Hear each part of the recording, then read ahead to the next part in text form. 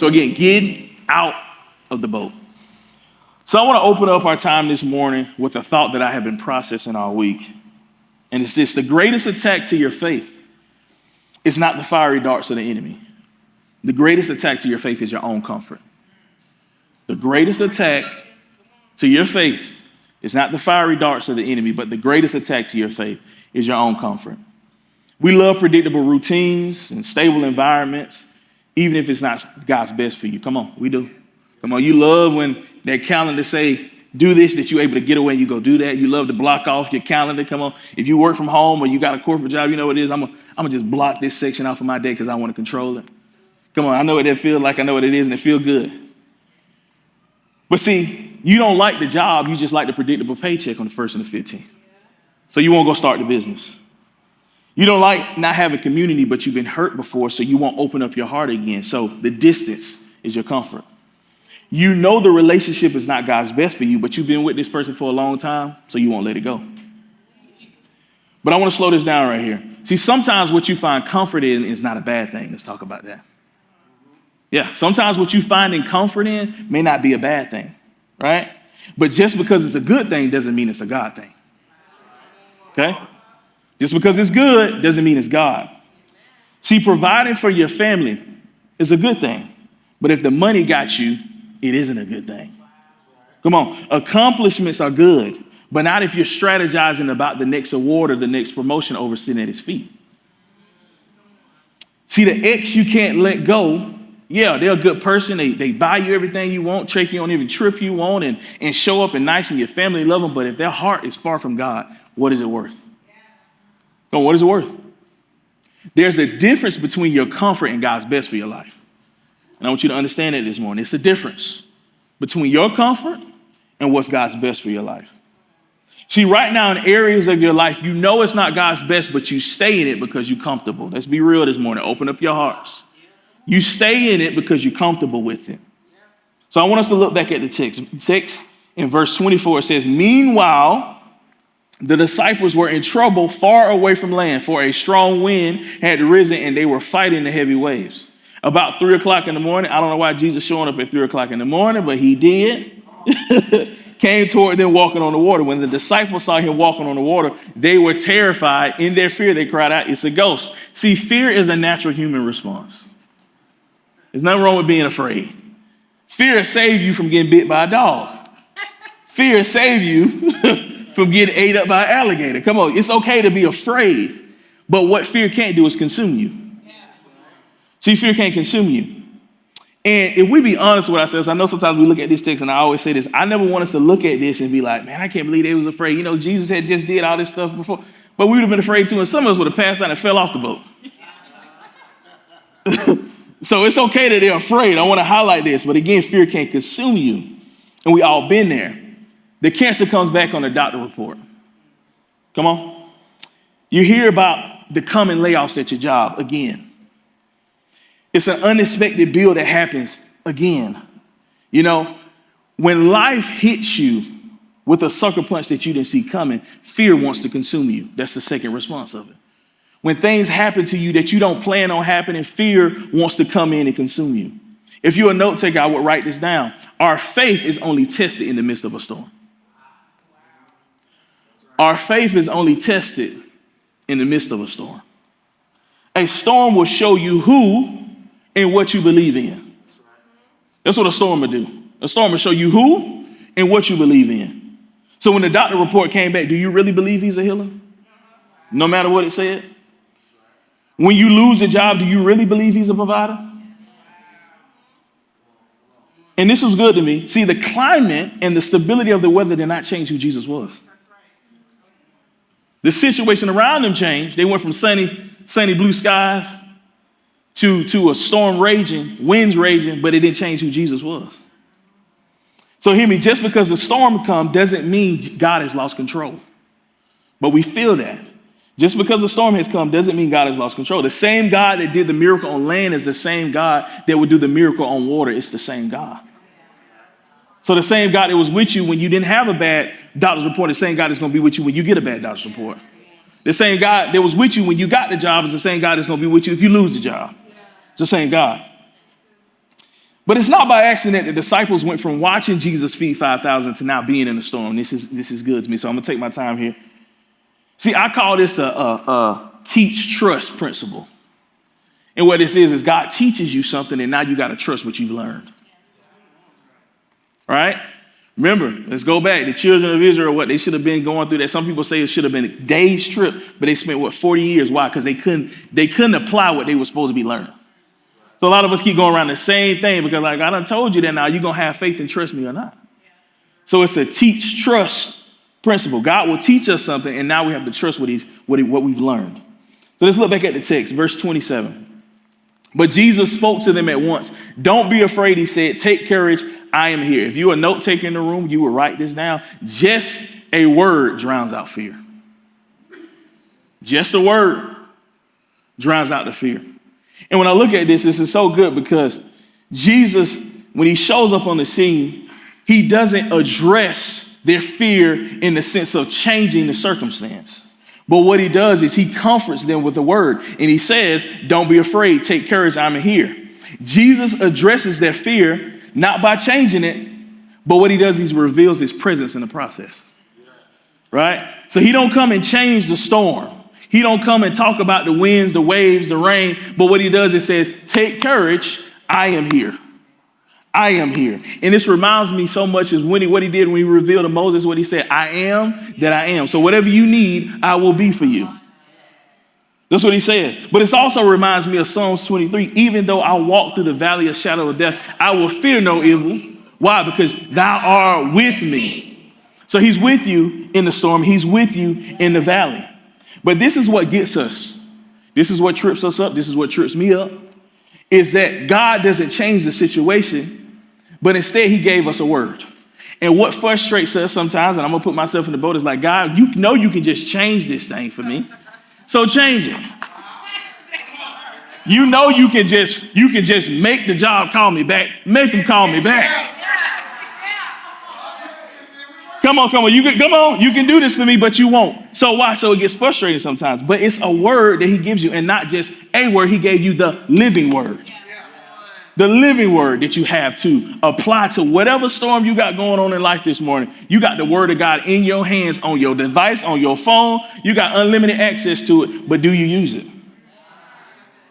Because again, but not just a word, he gave you this living word. So if you upset, mad, angry, hurt, I want to encourage you this morning. This is what I want to encourage you with. Have you found comfort in the word God has left you? Have you found comfort in it? Come on, you can't get mad and be angry and be upset and be frustrated if you ain't picking this up. Because if you ain't picking this up, you don't know who you are or what he can do for you. So you need to make sure that you're applying this to every storm that you got going on, because we see this. He didn't come in and change the situation, but he gave them a word. And it's giving you a word. And let me go and stop here. This ain't even my notes, but I got to say this. It ain't always a prophetic word from a prophet that you got to hear. You can go get in your own prayer closet and you can apply this scripture to whatever you're going through and believe in it and trust in it, that it'll work for you just as much as a prophet or whoever want to speak it over your life. So let's look at this, verse 28 through 29. Then Peter called to him, Lord, if it's really you, tell me to come to you. Walk on the water. Yes, come, Jesus said. So Peter went over the side of the boat and walked on the water towards Jesus. We can learn from Peter. People say what they want to say about Peter. Peter overspoken and Peter be doing too much. But we can learn from Peter. Peter desired to be where Jesus was over the comfort of the boat. Come on. He desired to be where Jesus was over the comfort of what was going on in the boat. If you're a note taker this morning, I will write this down. Being close to Jesus is better than my comfort. Being close to Jesus is better than my comfort. But you got to make that personal. As you're saying that, as you're writing that down this morning, what is the comfort that you choosing, that you have chosen over being with Jesus? Only you know that. Come on, what is that comfort? What does that look like for you right now? See, Peter recognized that despite the storm, proximity to Christ was better than being in the boat. Because when you get close to Christ, things happen, things shift, and stuff begins to change. So it's better to be close to him than in the comfort of the boat. So I want you to see this. There must be a desperation for Jesus that no matter what it may cost me, I want him above all. It's got to be a desperation. You got to be a hunger. There got to be a thirst. There got to be a desire that you want to be with Jesus over any and everything that you have found comfort in outside of him. You got to have it. So let's be real. There's some things, and you got to be real. And let me talk to you a second. You got to be real if it's things that you find more comfort in than being with him. Because a lot of us like to play the show. Like, oh, no, I love God above everything. God, I decide, no, you know. And he know. It's something that you comfort in or you have comfort over him. And that you find comfort over him. So you got to be real with yourself this morning. Come on, there's not fake the funk. Be real with yourself this morning. What is it in your life that you have found comfort over him? Or even right now that you're finding comfort in over him? Is it the money? Come on. Is it the security of the money? Come on, let's be real. When you know you got that good, nice size check coming in, you ain't praying like you're supposed to. Come on. Let's talk about it. Come on. When you know you're in that relationship, you got that man or that woman you wanted, come on, you ain't praying like you once was. Come on, let's be real. But we don't want to talk about that. But this is something I want us to see here. Don't miss this. Faith is not aimless. It's not careless. It's not reckless. When we look at Peter did not just jump out of the boat on just a what if. Peter asked Jesus, if this is really you, then tell me to come to you and walk on the water. See, you can't step out of your comfort without the voice of the Holy Spirit guiding you. Let me warn you this morning. I want nobody, he done preached the word. I'm finna go quit my job. You better make sure. Because they don't put that on me. And, well, he told me to leave my house. No, I did not. I tell you, I did not. I don't want you to hear what I'm not saying. I want you to hear what I am saying. But what I am saying is I'm telling you is you have to have the voice of the Holy Spirit guiding you. We love to say God said something, but God had nothing to do with it. He wasn't even present when you made that decision. Well, God said to do this. No, he didn't. And you got to understand what God did not say, he has no obligation to uphold or keep. So just because you want to put God's name on it, he ain't got nothing to do with it. So he ain't got to keep up with it. So before you step out your boat, make sure you recognize and know what voice is calling you. Is it your voice? Is it the devil's voice? Is it your comfort's voice? Come on. Whose voice is calling you to step out of your boat? Whose voice is it? But you got to recognize and know, because sometimes my voice can sound real good. Come on. Yeah. Sometimes my voice can sound real good. Sometimes my voice can sound better than what God's telling me to because I'm comfortable in it. But I got to understand, again, going back to the word, if I'm in his word, then I can recognize his voice. Scripture tells us that my sheep know my voice, and another they won't hear. So you got to understand that and break it down for yourself. But looking back at the text, but once Jesus had spoken, like Peter, what he did, he immediately walked out of the boat. And let's talk about this. I'm going to pick at us because I want to. If we would ask Jesus that, use your imagination this morning, and Jesus said, well, step out of the boat, you know what we would have did? Lord, you sure? Them waves like a little crazy. You like, step, swim. What I need to do? How you want me to step? And we do that, right? We say, God, okay, if it's you, then I'm going to do this. But Lord, I need one more. I need you to show me something. Give me another confirmation. Like just make this part right here, just the waves just stop right here. And I know to step on this. Look, we do that. So we got to understand, again, there's a difference here. When Peter asked, Peter immediately obeyed. Delayed obedience is still disobedience. It's still disobedience. And we guilty of it. Lord tell you to do something, you delay it, you disobedient. Because not only is God good and he making a way for you, but his timing is perfect. So when he tell you to step, you better step. When he tell you to do, you better do. So come on now, we know if we are in that situation, we'd have been questioning it. We'd have been, Lord, I don't know about this now. I done seen you do the 5,000, but this right here a little different for me. Don't know about this. So let's look at verses 30 through 31. But when he saw the strong winds and the waves, he was terrified and began to sink. Save me, Lord, he shouted. Jesus immediately reached out and grabbed him. You have so little faith. Jesus said, why did you doubt me? If you are a note taker, I want you to write this down. Failure is not an option. Failure is not an option. I'm going to say it one more time because I think this is the holdup for us. Failure is not an option. See, I want us to look at this and see what the scripture is showing us. The Bible doesn't tell us how far Peter was from Jesus. It doesn't tell us the exact how many steps Peter took. But what we do see is that it was dark enough, the storm was raging enough that they did not recognize Jesus when they first saw him. But why is this important? Because it shows us that God will always meet you once you take your step. Once you take your step, he'll meet you. It doesn't say that Peter kept walking and walking and walking. It says that Peter took his step, his focus got drifted, then he began to sink, but we know immediately Jesus was there to pick him up. So we notice that Jesus immediately responds, not in a, hey, you wrong, not in a frustrated way, but in a gracious, immediate response to pick him up. So hear me, as you take your step this morning, whatever that is, know he's going to be there with you. Know that he's going to pick you up. Know that he's going to carry you along the way. And you have to know that Jesus will meet you right where you are and will be there for you when you call on him. You got to know that. That even if I step out of my boat, that God, if I'm trusting you, even if it gets wavy, even if I slip, if I fall, I won't fail. Why? Because you'll be right there with me and respond to me. Remember, Peter was the only one with the courage to actually do it. So I always like to say Peter, people look at Peter and say whatever, but there was other disciples on the boat who had seen and experienced everything Peter did. But the difference from Peter, Peter had the courage and the faith to ask and do. And let's deal with the ask and the doing part. Because a lot of us ask God for something, but we ain't doing nothing. Lord, I'm asking you to heal me, but you ain't doing what you're supposed to be doing. God, I'm asking you for you to restore my marriage, but you ain't showing up like the way you need to show up.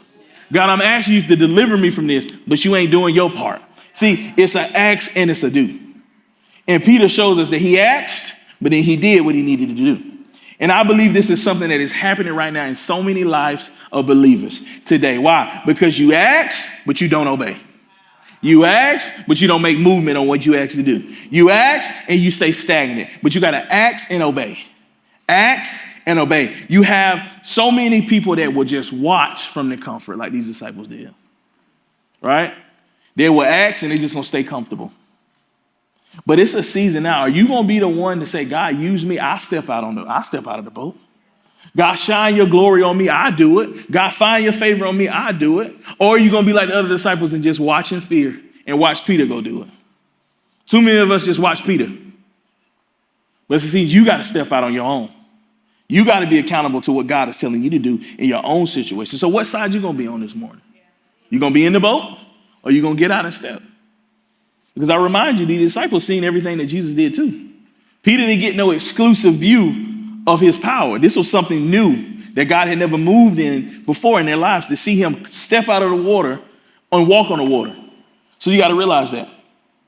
But I want to help you with something today, and it's this. When you are with Jesus, you can't fail, because even if you fail, he'll pick you up. Even if you feel like you can't go on, he'll carry you.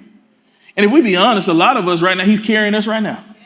You don't know how you showed up this morning, but it's him carrying you right now. You don't know how you took the steps that you're taking, but it's him walking with you right now.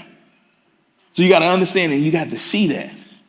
But my heart is burdened for those in the life that feel stuck. Because some of us right now, it's not that we don't want to step out of the boat, but you feel stuck that you can't make a movement out of the boat. You feel that you bound to the boat. You bound to your comfort. And my heart goes out to those. Why? Because in my own life, I felt stuck. I have felt stuck before. I know what being stuck feels like. But I want to encourage someone today that being stuck is a lie from the enemy, and you cannot come in agreement with it. You can't. You can't come in agreement with being stuck, because God has a plan for your life. And the plan for your life doesn't involve being stuck. Because we don't serve a God that is stagnant. He's always moving. He's always doing. He's always working. So you have to believe and you have to know that I'm going to come out in agreement with being stuck this morning. That I'm going to come out in agreement, that I'm going to make the movement on what God is telling me to do. That I'm going to be free and I'm going to trust him at his word. So you got to come out in agreement with that. Remember, God has a plan for your life, but you got to believe and you got to know what that plan is for your life. No matter the storms that you've been in, no matter how the waters have raged, no matter what has come your way, you got to believe and know that he got a plan for your life. But here, this is the thing. It doesn't involve being stuck, but what it does require is you trusting him and you doing what he told you to do. Yeah. That's what it involves. It involves you taking your step and trusting him every step of the way. So let me ask you this morning. What comfort is God calling you out of? And I want you to think about that. What comfort is God calling you out of? Not your neighbor, not the person to your left or your right, but you. What is your comfort? Make it personal. The things that only you know, what is he calling you out of? See, some of you, it may be forgiving somebody. Come on. Some of you, it may be it's time for you to join the dream team. Come on. That may be the step you need to take. Some of you may be giving and trusting God with your finances wholeheartedly. Some of you, it may be a repeated sin that you just keep going back to over and over again. Right? If God didn't deliver you, he'll deliver you, but you keep picking back up. Come on, I ain't trying to talk about you, but I've been there. I'm going to keep it real. Some, it may be salvation. You may be coming to church, but you know you don't really rock with Jesus like that. You got to be honest with yourself. If that's your step that you need to take. So whatever it is, you know what that is. You know what that thing is. So band, you can come help me as I get ready to close. And this is what I started with this thought. I started with a thought, and I want to end with a thought this morning. And the thought is, a life of a follower of Jesus will never be comfortable, so get out your boat. And we're going to park here for a second. See, the life of a follower of Jesus will never be comfortable, so get out of the boat. It's never going to be comfortable, y'all. It's never going to be sunshine and rainbows. It's never going to be easy. And if you're waiting for it to be perfect weather, sunny skies, it ain't going to come. If you're waiting for the right time, it ain't never going to be the right time. If you're waiting for the wind and the rain to cease, it won't. So step out of the boat. Comfort has stopped so many believers from being everything that God called them to be because we're comfortable. I hope today's message blessed you so much. If it blessed you, would you just do a few things for me? Would you like? Would you subscribe? And would you share it to any of your social media platforms? And if you would love to visit us on a Sunday, would you go to thecorchurch.com because I'd love to see you.